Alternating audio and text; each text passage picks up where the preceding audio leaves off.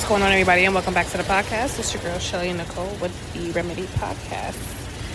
I hope you guys are having a great weekend, or had a great weekend. Hope you guys are having a great day. I am outside catching some sun, some vitamin D, as per my doctor. And I am in DC. And y'all, DC, I love it. I love it. It's a hidden gem. I feel like a lot of people feel like when they think of DC, they think of like car break-ins and all the bad shit. I mean, we always think about the bad shit when we think of any other city. But honestly, there's bad people, bad things can happen anywhere you go. It doesn't necessarily mean nothing bad is going to happen to you in New York. Something bad can happen to you in DC. Something can happen bad can happen to you in Vegas. Something can happen bad to you in LA. It doesn't matter where you go. You just have to keep your eyes peeled and know exactly where you're at and not be so flashy. Come outside looking cute, but don't overdo it like you a whole walking Saks Fifth Avenue. Please. But yeah, I'm in DC, and it's like a little cute getaway. Other things had to be done here as well, but it was, I will announce eventually, not right now, but came out here and I love it. I absolutely love it. I'm more so in, I don't know if this is technically downtown DC. Oh, it is. We're by the wharf. So basically the wharf is like a waterfront apartment buildings and hotel. And I absolutely love it. I'm not going to hold you. 10 out of 10, highly recommend. What you would pay here to live next to the water is not the same that you would pay in New York City to live by the water. Living by the water in New York City, you're looking at millions, if not more than that. If you're renting, you're probably looking at $5,000 to $4,000 for a studio. Let me tell you, baby, it's half of that price. And if I could get a washer and dryer, a gym, a pool, and a parking spot for $2,400, baby, sign me up. I'll do it. So that's why I'm here. But nonetheless, today's episode is about the qualities we find in our partners. And this is a relatively long episode, but I'm going to try to make it not so much of a long episode. I'm going to try to cut it down and give you like the summary, but make this into maybe a two-part. Yeah, I think I'm going to make a two-part episode for this. Because there's a lot of things that we can find and the qualities that we should be looking for when we're looking into a partner. But do we honestly take them into consideration, or do we just go based off of looks and finances? And the way that the world is set up today, baby, we're all struggling. Even the people who are financially okay, there's some part in their life that they are struggling with. Don't think and equate financial freedom or financial, I guess, wealth as your everything is fine. Because you could have all the money in the world, but your heart is nasty. You could have all the money in the world, but your health is declining. You could have all the money in the world, and your character is shit. So, what qualities do you find in a person? I'm here to help you out, to find things out for yourself, to probably add things to your checklist, take things off of your checklist, and really to probably focus on why you probably are still single now, what you're really looking for that doesn't really exist, and how are we going to get around it? And honestly, like I always tell you guys, this is me based off of experience. I never talk to you guys about anything that I have not experienced or I have not done myself or I have not actually helped somebody doing. A lot of my friends who do speak to me about things like this, people who are strangers who hit me up in my DMs and ask me these questions, I literally tell them the same thing that I'm about to tell you. So here it goes. So the first thing that I honestly feel that a lot of people are lacking, or people that need to focus on when they're looking for a partner, is emotional intelligence. You have to be able to connect with your emotions before you can get into a relationship.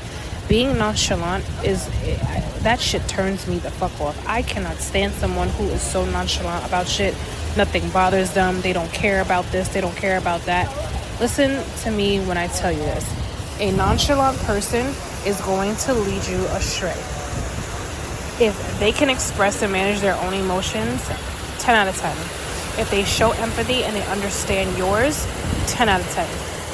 It's honestly based on like what they can provide for you as you're going through the motions and the ways of life that could possibly be irritating.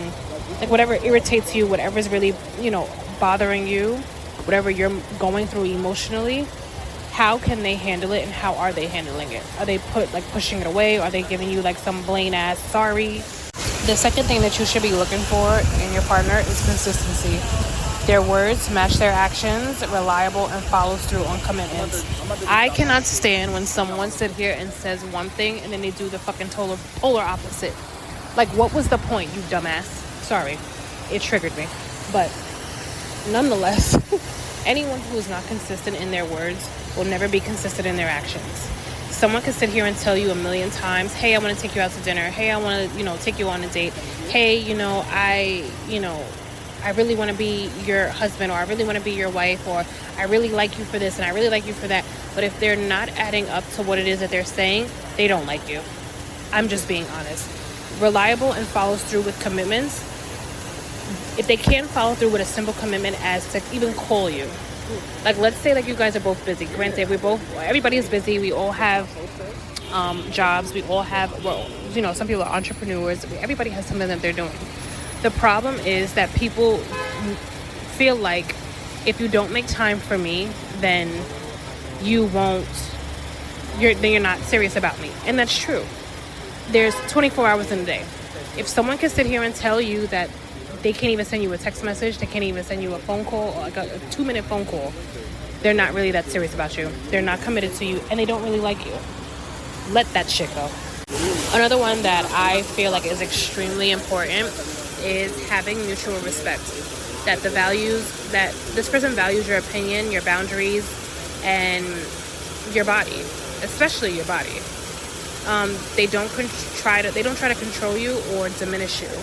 And that controlling and diminishing thing is something that I actually had to deal with in past relationships. Basically telling me that I can't have male friends, telling me that I can't hang around certain people, or trying to change how I look, trying to change my aesthetic. There was one guy that I had dated that said to me, well, why don't you wear this and why don't you wear that? Basically wanting me to look like a bottle girl.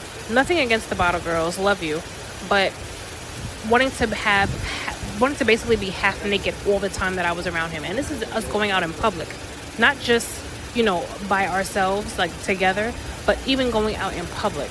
Oh, why don't you wear this? Why don't you wear that? And I'm just like, bro, what is the issue with me being and doing what it is I want to do and wearing what it is I want to wear? And baby, let's not get it twisted. Your girl know how to dress. Designer or no designer, Fashion Nova or Versace, it don't matter. I could put it on.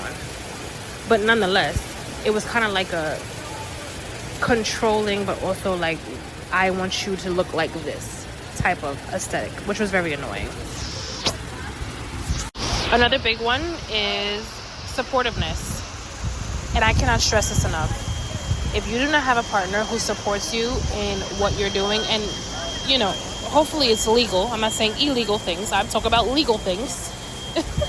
Your job, your dreams, your new career, your move, purchases that are probably life-changing or that could benefit the both of you.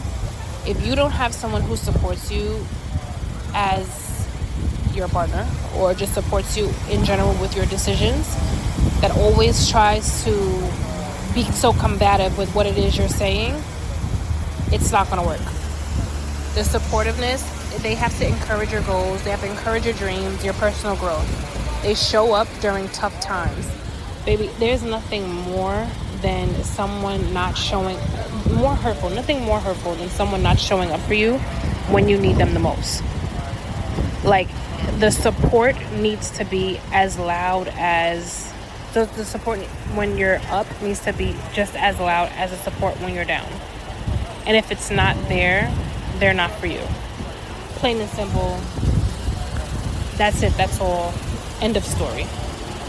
You can't sit here and teach no one that either. So don't sit here and try to get him or her to learn how to support you. That has to be a quality, a characteristic of themselves as a person before you. And if they don't have that now, they're never going to have it. Another one, good communication. open and honest, clear, and whenever you're expressing your feelings and concerns, that they're willing to resolve conflict in a healthy way. When you're like, let's say you guys had like an argument. Let's say you guys had like a misunderstanding or something like that. Even if it's not an argument, just a misunderstanding. If their first response is to talk down to you, to diminish you, to belittle you, if their first response is not to even listen to anything you have to say, and it's always about them, me, you did this to me, you did that to me, me, and they're very defensive when you're trying to say something to them that can be helpful to your relationship, you gotta go. They have to have good communication skills, because life is gonna happen. Money's gonna come and go, looks are gonna fade, big ideas and big transformations are gonna happen. Life is going to life, but you have to be able to communicate and express effectively what it is you're looking for and what it is you need from your partner. And they have to be able to listen. They have to be able to hear you. They have to be able to say, you know what, I hear exactly what it is you're going through. I'm listening to what it is you're saying. I value your opinion. I value your thoughts. How can I help you? That is how good communication starts. A good listener will become a good communicator. And if they can't do that, they gotta go. Shared values is the next, and I feel like, again, this is also very important, because you cannot sit here and want to have a relationship with someone who doesn't want to get married, but you do. Who doesn't want to have kids, but you do. Who's tied to one city, but you're not. Who wants to live or raise their children a certain way, but you don't. Everything has to align. If you are talking to someone who absolutely, positively does not want to get married, if during the date, y'all having regular communication and they tell you, yeah, I don't really care I don't want to get married. That's not on my list. I don't care for it. You could ask the question, like, well, why not? Like, what happened to make you feel that way? Or what have you seen for yourself? Maybe their parents have gotten divorced. Maybe they've seen so many people get divorced. Whatever it is. But if they tell you marriage is not on the table and that's just it, do not think for a second, especially us women, think for a second that we are going to change a man's feelings and thoughts behind it. Because if he doesn't want to get married now, as he's talking to you, being on a date, what makes you think he's going to change his mind in a year or two? If he told you straight up, I don't want to get married, that's not on my list. Oh, people change their perspectives as time goes on. Absolutely. But if they already told you that's not on my agenda, that's not what I'm looking for, go with that. And tell them, listen, hey, that's a trait, a lifestyle that I want. I want to be married. I want to be someone's wife. And if you don't see that happening for yourself, then fine. We're not going to waste each other's time here, because I don't want to be a girlfriend forever. Let that be known. Say that. You don't have to end things off badly. You don't have to talk about his mother and his grandmother and his bullheaded sister. You don't have to say none of that. All you have to do is simply say, cool, no problem. Well, this was a great date. I appreciate it. But, we can remain friends. That we can just keep it at that. And just go off cordial. Gentlemen, it's the same thing for y'all. Because y'all be looking at too much into looks, and y'all don't realize that a lot of these women don't even have the core values that you want in your life, that don't even share the same values that you are looking for in a partner. If you want a woman that can cook, if you want a woman who's supportive, if you want a woman who's not going to talk down to you, who's not going to belittle you, why do y'all keep dating the same type of woman who do the same type of shit? I don't understand. If you're sitting here having conversations with this woman and the woman clearly tells you, hey, I'm looking for someone to spend and flourish my lifestyle. Somebody who's the Lulu like that. And all they want from you is your money. What else do you think she can really provide for you if all she's asking for is your money? Nothing. all she's going to do is sit here and take selfies all day while she's on Rodeo Drive, while she's on Fifth Avenue, while she's on any one of these other expensive ass avenues. What else? She's not going to do anything else for you. She's going to spend your money and look cute doing it and possibly buy you something when she's on her way out. If having a partner who knows how to cook is important to you, ask her if she knows how to cook. And if she doesn't know how to do that, possibly get her some cooking classes if she's willing to do it. You can't make anybody do something that they're not willing to do for themselves. Someone who has a sense of humor, someone that can make you laugh, that can laugh with you and not take life too seriously. They keep the relationship light and joyful. I mean, like, listen, I like to laugh. I like to have a good time. I like to joke around without it getting too out of hand. Like, when it starts to get disrespectful, it's like, oh, okay, now you're doing too much. But if we can enjoy each other's company and joke around and dance and act a fool and laugh about certain things that may be funny to the both of us, that is a quality that a partner should have, that they are able to enjoy and have a good time and smile. You don't want to be with someone who constantly looks like they have a stick up their ass and that you can't have the simple necessities of enjoying life and whatever comes with it, laughing about certain things that are funny. I hate being around someone who is just like strict, like, what is it? Not even just resting bitch face. It's just strict. No, like, doesn't laugh at anything. Doesn't find the humor in life. Doesn't find happiness in anything. Like, someone who's always so down about so much shit. I had a friend like that one time, and I swear every time I spoke to this girl, she was always complaining about something. And it's like, girl, if you don't shut the fuck up and stop trying to complain about everything, if you cannot find the joy in life, if you cannot find the littlest things that bring you happiness to make you want to laugh and make you want to experience life, that person can't be around you. They're going to constantly keep you down. They're going to constantly have your anxiety. They're going to constantly have you worrying about the smallest and like most minimalist things. This is a big one. Accountability. I cannot stress this enough. Accountability in any relationship is a must. If the person cannot take accountability for their actions, if they cannot apologize sincerely and then learn from their mistakes and then do better the next go around, you're always going to have turmoil in your relationship. You're always going to have fights and arguments in the relationship. If they're constantly putting blame on you, well, you are the reason why I did this, and you're the reason why I act the way that I act, and this and that and the third. It's never going to work. Never going to work. I'm telling you. I've been there. I've done it. I've witnessed it. I've seen it. The amount of stress, the amount of pain you go through. I was actually looking on, I think it was Instagram, where it was this one girl who I think she's an Instagram model. I don't know if she does OnlyFans or something like that. And her boyfriend, I can't remember his name, but you guys have probably seen it. I think she's a Hispanic woman, and I think he's mixed, black and white, or he's Hispanic as well. I think they live in LA or somewhere down south. And basically he was posting videos. He made a whole Instagram of her crashing out.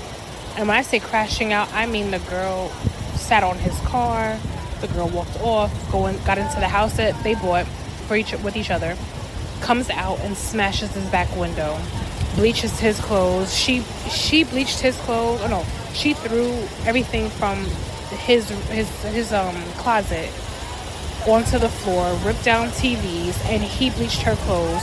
So many toxic things, and all of this is just strictly from accountability, where either he's not taking accountability for his actions or she's not taking accountability for what she has done, and constantly gaslighting, constantly manipulating, constantly doing the polar opposite of what it is you're supposed to be doing when someone messes up.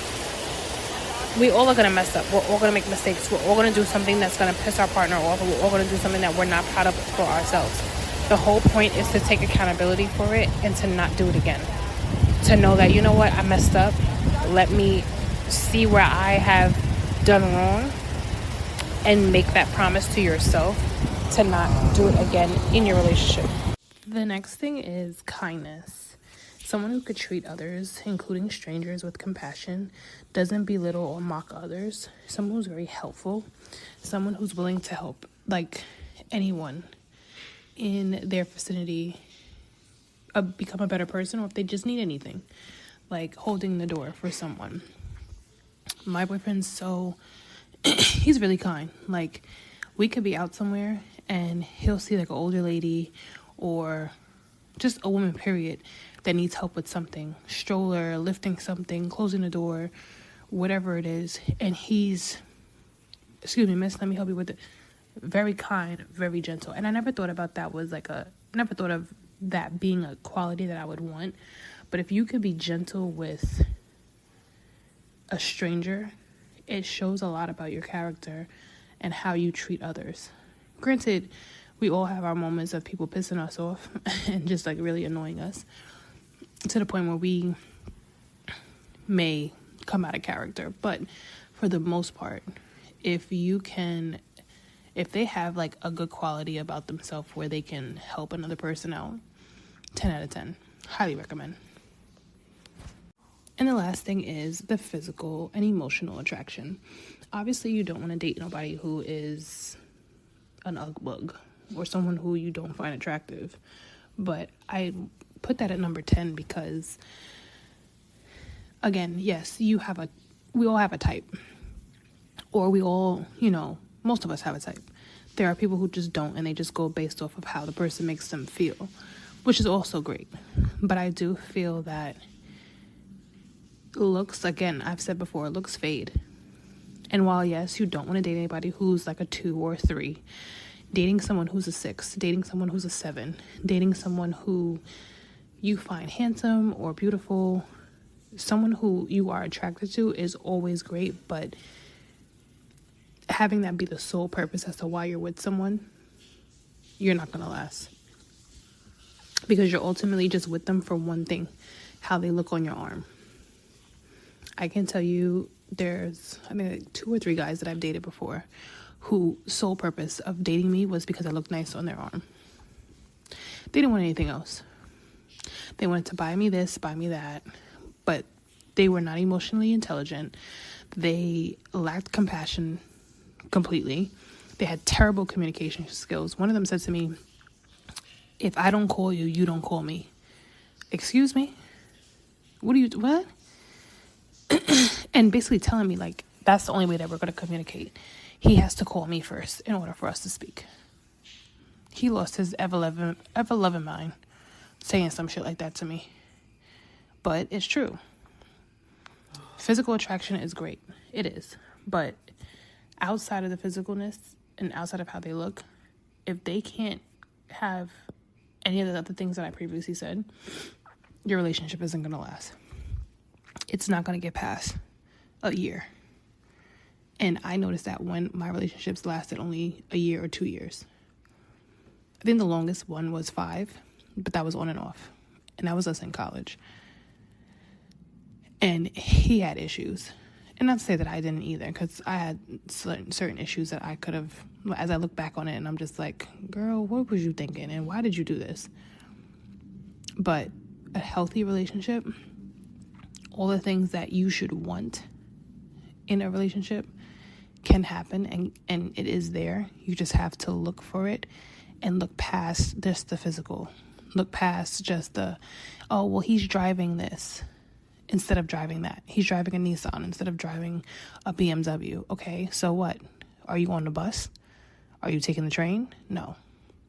Oh, well, he doesn't have this and he doesn't have a car. But does he have morals? Is he on his way to getting that? Is he saving? Is he trying to get to that point in his life where he has all of these things in order? That's a plus.